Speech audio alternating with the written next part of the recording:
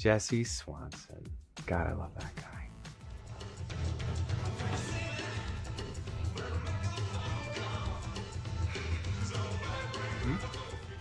Jesse Swanson is so well-meaning. He is so not afraid to be dorky. I draw a lot of inspiration from Jesse Swanson. I think there's a lot of him in me. I think there's something really amazing about someone who's not afraid to be themselves, and that's Jesse Swanson. Jesse and Becca had quite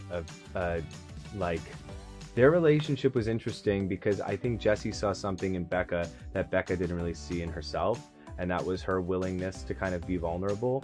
And you could see that relationship as a cat and mouse, but I actually think it's Jesse saw that there was something there that Becca didn't even realize in herself at the time, and it really blossomed throughout the franchise. One of the fun things about shooting the finale of Pitch Perfect when we were watching the Bellas perform was to actually see the girls themselves, the actual actresses, come together and put on this musical performance of something they've been working on for so long, and to see it come together on screen.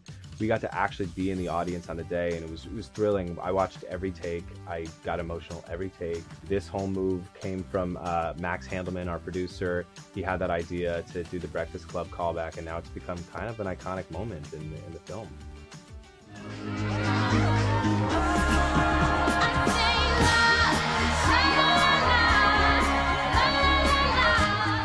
Well, putting on Pitch Perfect was a movie in itself, because it was kind of like a all-star theater camp. We were learning the numbers. We were recording in the State Building in Baton Rouge where we were filming, and we had these show and tells every week where the trebles and the Bellas and everyone would like show each other what they've been up to, and the producers would come in and the studio would come in and they would have notes, but generally it was just a love fest, and everyone's like, we're doing this amazing thing, and it was a real positive atmosphere, and I think that's what translated so much in the film. It felt like we knew what movie we were making. Everyone was kind of in on the joke aspects of it too, but also everyone was in on the fun aspects as well. I think one of my favorite things to shoot was the first riff-off. We were in a hollowed out pool in Louisiana, and it was cold, and it was a lot of night shoots. And it was really fun to create that game between Elizabeth Banks and Jason Moore, our director of the first movie, and all the producers and everyone that was involved in the collaboration to make that riff off and to actually play the game. It feels like the first time. It feels like the very first time. We actually had a couple workshops when we were rehearsing where we really played a riff off, and it's a very hard thing to do, to take a word and make it a song. And that helped us really engaged when we were filming, because we knew how difficult it was and how you kind of have to be on your toes. Well, the cast has always been so close. We still remain very close. We used to all go out on lunch breaks and dinner breaks. Me and Ben Platt, we were roomies in the movie.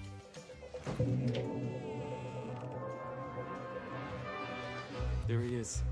I'm Benji. Must be Jesse. You must be kidding.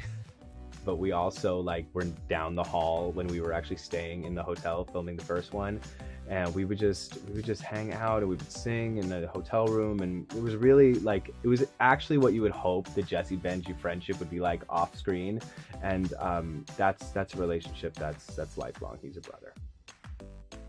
I think the thing that makes Pitch Perfect so beloved is because it never took itself too seriously. It was always in on the comedy first.